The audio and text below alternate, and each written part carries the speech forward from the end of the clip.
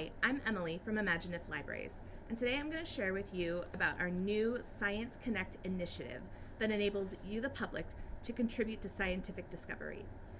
This is one of our citizen science kits that is now available to check out from any ImagineIF library. So I'm going to show you exactly what you can find in this kit.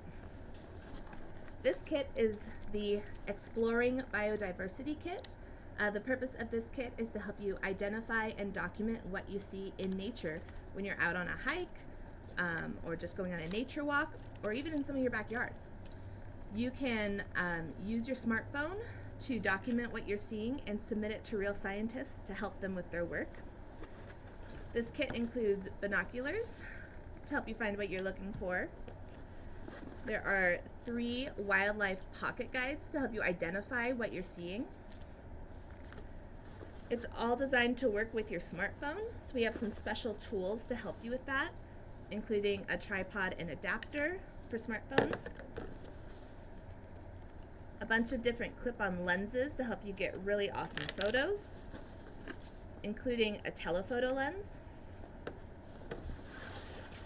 and we've included this little bag to help you carry it all with you when you go on your hike, so you don't have to lug around the whole tote bag.